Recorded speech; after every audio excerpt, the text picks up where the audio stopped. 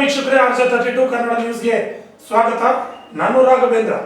ಇದೀಗ ಪ್ರಮುಖ ಸುದ್ದಿಗಳಿಗೆ ಹೋಗೋಣ. ಕಲಬುರಗಿ ನಗರದಲ್ಲಿರುವ ದೂರದರ್ಶನ ಕೇಂದ್ರ ಮುಚ್ಚಬಾರದು ಎಂಬ ಮನವಿಯನ್ನ ನಾನು ಕೂಡ ಮಾಡಿಕೊಳ್ಳುತ್ತೇನೆ.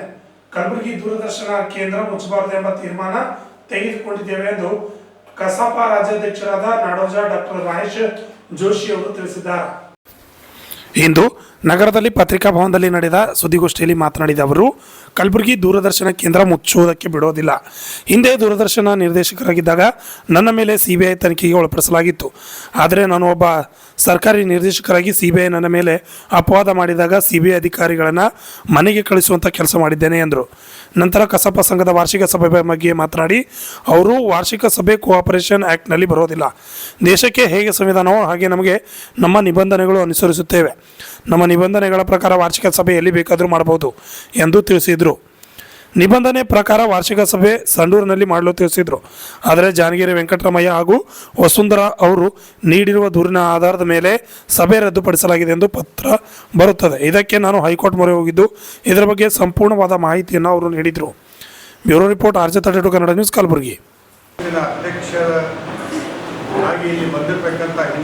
ಇವತ್ತು ಇಬ್ಬರು ಶ್ರೇಷ್ಠ ಸಾಹಿತಿಗಳ ಹುಟ್ಟಿದಬ್ಬ. ಮೊದಲನೇದಾಗಿ ವಿನಾಯಕ ಕೃಷ್ಣ ಗೋಕಾಕರು. ಯಾತಕ್ಕೆ ಅವರು ಇಬ್ಬರು ಹೆಸರು ಹೇಳ್ತಾ ಇದ್ದೀನಿ ಅಂತಂದರೆ, ಪ್ರಸ್ತುತರಾಗಿರ್ತಾರೆ ಅಂತಕ್ಕಂಥದ್ದು ಇವತ್ತು ಅವರ ಹುಟ್ಟುಹಬ್ಬ. ಜೊತೆಗೆ ಗೋಕಾಕ್ ಚಳವಳಿ ಪ್ರಾರಂಭವಾಗಿದ್ದೆ ಗೋಕಾಕರ ವರದಿ ಆಧಾರದ ಮೇಲೆ. ಇವರು 1958 ಬಳ್ಳಾರಿಯಲ್ಲಿ ನಡೆದಂಥ 40ನೇ ಅಖಿಲ ಭಾರತ ಸಾಹಿತ್ಯ ಸಮ್ಮೇಳನ ಅಧ್ಯಕ್ಷರಾಗಿರ್ತಾರೆ. ಯಾಕಂದರೆ ಮುಂದೆ ನಮ್ಮ ಅಖಿಲ ಭಾರತ ಸಾಹಿತ್ಯ ಸಮ್ಮೇಳನ ನಡೀತಾ ಇರುವಂಥದ್ದು ಬಳ್ಳಾರಿಯಲ್ಲಿರೋದ್ರಿಂದ ಎಲ್ಲೋ ಒಂದು ಕಾಕತಾಳೀಯ ಸಹಿತ ಬಹಳ ಅರ್ಥಪೂರ್ಣವಾಗಿರ್ತಕ್ಕಂಥದ್ದು. ಎರಡನೇದಾಗಿ ಕಡೆಂಗೋಡು ಶಂಕರ ಭಟ್ರ ಹುಟ್ಟಿದಬ್ಬನ್ನು ಸಹಿತ ಇವತ್ತೇ. ಅವರು ಕಾರವಾರದಲ್ಲಿ 1965ರಲ್ಲಿ ಅಖಿಲ ಭಾರತ ಸಾಹಿತ್ಯ ಸಮ್ಮೇಳನದ ಅಧ್ಯಕ್ಷರಾಗಿರ್ತಾರೆ. ಇವರಿಬ್ಬರಿಗೂ ಸಹಿತ ನಾವು ಬಹಳ ಗೌರವದಿಂದ ಅವರ ಹುಟ್ಟುಹಬ್ಬದ ಶುಭಾಶಯಗಳನ್ನು ಹೇಳ್ತಾ, ನನಗೂ ಮತ್ತು ಕಲಬುರಗಿಗೆ, ನಾವಿದ್ದಾಗ ಗುಲ್ಬರ್ಗ ಅಂತ ಇತ್ತು, ಗುಲ್ಬರ್ಗ ಈಗ ಕಲಬುರಗಿ ಆಗಿದೆ, ಭಾವನಾತ್ಮಕವಾಗಿರ್ತಕ್ಕಂಥ ಸಂಬಂಧ ಇದೆ. ಕಾರಣ, ನಾನು ಕರ್ನಾಟಕದಲ್ಲಿ ಮೊಟ್ಟ ಮೊದಲನೆಯ ದೂರದರ್ಶನ ಕೇಂದ್ರ ಪ್ರಾರಂಭ ಆಗಿದ್ದು ಬೆಂಗಳೂರಿನಲ್ಲ, ಗುಲ್ಬರ್ಗದಲ್ಲಿ. ಹಾಗಾಗಿ ನಾನು 25 ವರ್ಷ ಕಲಬುರಗಿ ಗುಲ್ಬರ್ಗ ದೂರದರ್ಶನ ಅದರ ರಜತ ಮಹೋತ್ಸವ ಸಂದರ್ಭದಲ್ಲಿ ನಾನು ವಿಶೇಷವಾಗಿ ನನ್ನನ್ನು ಇಲ್ಲಿ ವರ್ಗಾವಣೆ ಮಾಡಿದ್ರು.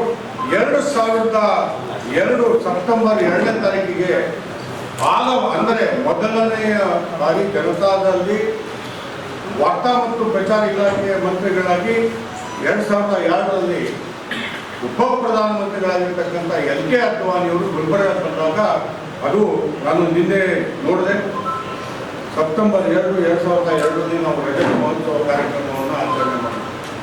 ಇದು ನನಗೆ ಒಂದು ಭಾವನಾತ್ಮಕವಾಗಿರ್ತಕ್ಕಂಥ ಸಂಬಂಧ, ಜೊತೆಗೆ ಐತಿಹಾಸಿಕವಾಗಿರ್ತಕ್ಕಂಥದ್ದು. ಕರ್ನಾಟಕದಲ್ಲಿ ದೂರದರ್ಶನ ಪ್ರಾರಂಭ ಆಗಿದ್ದು ಅಂದರೆ ಗುಲ್ಬರ್ಗ. ಹಾಗಾಗಿ ನಿನ್ನೆ ನನಗೆ ಒಂದು ಸುದ್ದಿ ಬಂತು, ನೌಕರರ ಸಂಘದ ಪದಾಧಿಕಾರಿಗಳು ಮತ್ತು ಅಲ್ಲಿರ್ತಕ್ಕಂಥ ಪ್ರತಿನಿಧಿಗಳು ಮತ್ತು ಸದಸ್ಯರು ಡೆಪ್ಯೂಟಿ ಕಮಿಷನರ್ ಹತ್ರ ಹೋಗಿ ದೂರದರ್ಶನ ಕೇಂದ್ರ ಮುಚ್ಚಬಾರದು ಅನ್ನುವಂಥ ಮನವಿಯನ್ನು ಕೊಟ್ಟಿದ್ದಾರೆ ಅನ್ನುವಂಥದ್ದು. ಈ ಸಂದರ್ಭದಲ್ಲಿ ದೂರದರ್ಶನದಲ್ಲಿ ಅತಿ ಉನ್ನತ ಸ್ಥಾನಕ್ಕೆ ಹೋಗಿರ್ತಕ್ಕಂಥ ಮೊದಲನೇ ಕನ್ನಡಿಗನಾಗಿ, ಜೊತೆಗೆ ಗುಲ್ಬರ್ಗ ಕೇಂದ್ರದ ನಿರ್ದೇಶಕನಾಗಿ ಕೆಲಸವನ್ನು ಮಾಡಿರ್ತಕ್ಕಂಥ ಹಿನ್ನೆಲೆಯಲ್ಲಿ, ಜೊತೆಗೆ ಸಾಹಿತ್ಯ ಪರಿಷತ್ತಿನ ಅಧ್ಯಕ್ಷನಾಗಿ ಯಾವುದೇ ಕಾರಣಕ್ಕೂ ಗುಲ್ಬರ್ಗ ಕೇಂದ್ರ ಮುಚ್ಚಬಾರದು ಅನ್ನುವಂಥ ಸ್ಪಷ್ಟವಾಗಿರ್ತಕ್ಕಂಥ ನಿಲುವನ್ನು ನಾವು ತೆಗೆದುಕೊಂಡಿದ್ದೇವೆ. ಎಲ್ಲವನ್ನ ನಾವು ಆರ್ಥಿಕದ ಹಿನ್ನೆಲೆಯಲ್ಲಿ ಅಳೆಯೋದಕ್ಕೆ ಸಾಧ್ಯ ಇಲ್ಲ.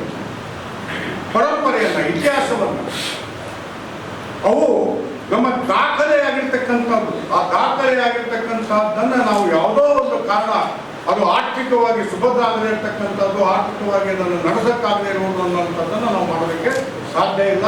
ಹಾಗಾಗಿ ಕನ್ನಡ ಸಾಹಿತ್ಯ ಪರಿಷತ್ತು ಸಹಜ ನಾವು ಕಾರ್ಯಕಾರಿ ಸಮಿತಿಯಲ್ಲಿ ಸಹಿತ ಇದನ್ನು ನಾವು ಚರ್ಚೆ ಮಾಡ್ತೀವಿ. ಜೊತೆಗೆ ನನ್ನ ಸಂಪರ್ಕದಲ್ಲಿ ನಾನು ವಾರ್ತಾ ಮತ್ತು ಪ್ರಚಾರ ಇಲಾಖೆ ಮಂತ್ರಿಗಳಿಗೂ ಭೇಟಿ ಮಾಡ್ತೇನೆ, ಪ್ರಸಾರ ಭಾರತಿಯವರಿಗೂ ವೈಯಕ್ತಿಕವಾಗಿ ಭೇಟಿ ಮಾಡಿ ಯಾವುದೇ ಕಾರಣಕ್ಕೂ ಗುಲ್ಬರ್ಗ ದೂರದರ್ಶನ ಕೇಂದ್ರ ಮುಚ್ಚಬಾರದು ಅನ್ನುವಂಥ ಸ್ಪಷ್ಟವಾಗಿರ್ತಕ್ಕಂಥ ನಿಖರವಾಗಿರ್ತಕ್ಕಂತಹ ನಿಲುವನ್ನು ತಗೊಂಡಿದ್ದೀವಿ ಅನ್ನುವಂಥದ್ದನ್ನು ಇಲ್ಲಿ ಸ್ಪಷ್ಟವಾಗಿ ಎರಡನೇದಾಗಿ ಪ್ರಾರಂಭ ಮಾಡಿದೆ ಅಂದರೆ ನಾನು ಗುಲ್ಬರ್ಗ ದೂರದರ್ಶನದಲ್ಲಿ ಇರಬೇಕಾದ್ರೆ ಕೆಲವು ಪುಸ್ತಕಗಳನ್ನು ಮಾಡಿದ್ದೀನಿ. ನಮ್ಮ ಸ್ಕೂಲ್ ಆಫ್ ತೆಗೆದುಕೊಂಡಿದ್ರು ಕೆಲವರೆಲ್ಲ ಹೊಸಬರು ಕಾಣಿಸ್ತಾ ಇದ್ದಾರೆ.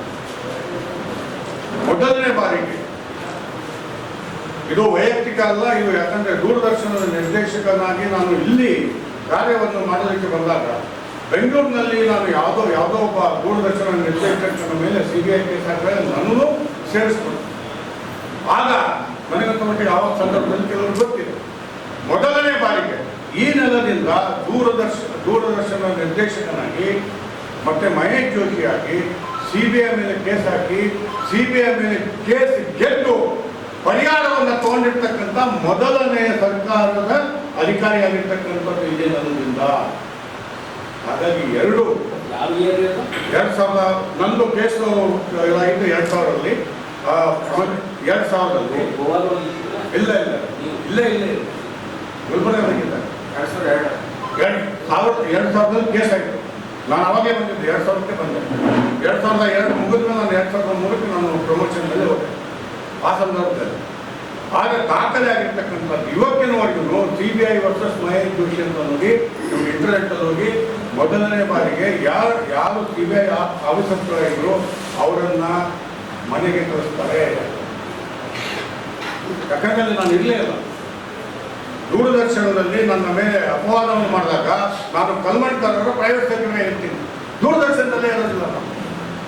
ಹಾಗಾಗಿ ಅದು ನ್ಯಾಯಾಂಗದಲ್ಲಿ ಅಂತಿಮವಾಗಿ ತೀರ್ಮಾನ ಆಗಿ ಅದು ಅನುಷ್ಠಾನಗೊಂಡಿರ್ತಕ್ಕಂಥ ಹಿನ್ನೆಲೆಯಲ್ಲಿ ಅದರ ಬಗ್ಗೆ ನಾನು ಹೆಚ್ಚಿಗೆ ಮಾಹಿತಿಯನ್ನು ಕೊಡೋದಿಲ್ಲ. ಹಾಗಾಗಿ ಅದು ದಾಖಲೆ ಅಲ್ಲದು, ಅದು ನಿಮ್ಗೆ ಸಿಕ್ಕ ನ್ಯಾಯ. ಅದು ದಾಖಲೆನೂ ಆಯ್ತು. ದಾಖಲೆ ಆಗ್ತದೆ ಸರ್, ಯಾಕಂದ್ರೆ ಐತಿ ಕೇಳಿ. ಕೋರ್ಟ್ ಮ್ಯಾಟ್ರಸ್ ಎಂದು ದಾಖಲೆ ಆಗಲ್ಲ. ನಿಮ್ಗೆ ಭಾಳ ಗೊತ್ತಿದೆ. ದಾಖಲೆ ಯಾಕಾಯ್ತು ಅಂದ್ರೆ ಮನುಷ್ಯ ದಾಖಲೆ ಅಂದ್ರೆ ಏನ್ ಹೇಳ್ತಾರೆ ಅಂದ್ರೆ ರಿಪೋರ್ಟೆಡ್ ಜಡ್ಜ್ಮೆಂಟ್ಸ್ ಅಂತ ಹೇಳ್ತಾರೆ. ಇದು ರಿಪೋರ್ಟೆಡ್ ಜಡ್ಜ್ಮೆಂಟ್.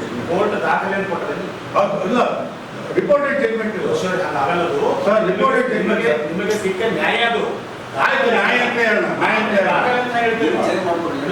ಆಯ್ತು. ಇನ್ನೊಂದು ಏನಂದ್ರೆ ರಿಪೋರ್ಟೆಡ್ ಜಡ್ಜ್ಮೆಂಟ್ಸ್ ಅನ್ನೋದು ರಿಪೋರ್ಟೆಡ್ ಜಡ್ಜ್ಮೆಂಟ್ ಅವರು ದಾಖಲೆಯಲ್ಲಿ ಇರುತ್ತೆ. ಅದರಿಂದ ನಾನು ಇದರ ಬಗ್ಗೆ ಜಾಸ್ತಿ ಚರ್ಚೆ ಮಾಡೋದಿಲ್ಲ.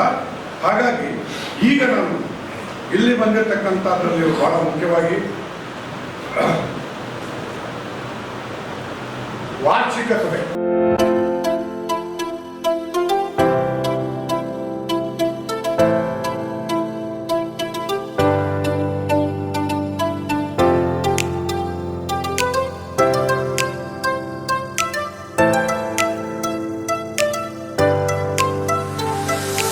ಕಲಬುರಗಿ ಜನರಿಗಾಗಿ ಮಹಾದೇವ್ ಮಾರ್ಬಲ್ಸ್ ಮತ್ತು ಗ್ರಾನೈಟ್ಸ್.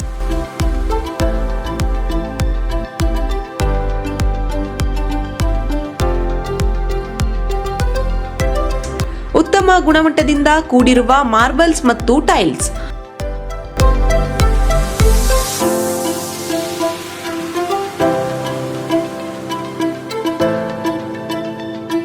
ಸುಮಾರು ವರ್ಷಗಳಿಂದ ವಿವಿಧ ಕಡೆ ಅತ್ಯುನ್ನತ ಗುಣಮಟ್ಟದ ಟೈಲ್ಸ್, ಮಾರ್ಬಲ್ಸ್ ಮಾರಾಟ.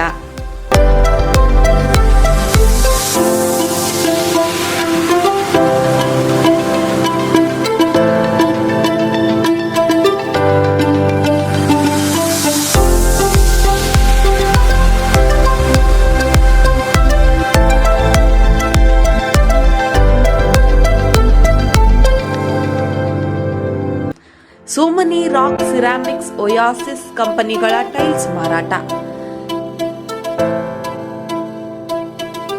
ಇಲ್ಲಿ ಹೊಸ ಮನೆಗಳ ಕಟ್ಟಡಕ್ಕೆ ಬೇಕಾಗಿರುವ ಎಲ್ಲಾ ರೀತಿಯ ಮಾರ್ಬಲ್ಸ್ ಮತ್ತು ಗ್ರಾನೈಟ್ಸ್ಗಳು ಸಿಗುತ್ತವೆ, ಅದು ಗ್ರಾಹಕರಿಗೆ ಕೈಗೆಟಕುವ ಬೆಲೆಯಲ್ಲಿ.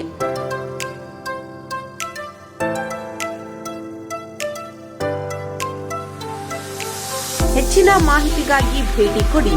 ಮಹಾದೇವ್ ಮಾರ್ಬಲ್ಸ್ ಮತ್ತು granites, exclusive showroom, Nagarahalli cross, ring road ಹತ್ತಿರ, ಕಲಬುರಗಿ. ಹೆಚ್ಚಿನ ಮಾಹಿತಿಗಾಗಿ ಸಂಪರ್ಕಿಸಿ 908242911 9742679975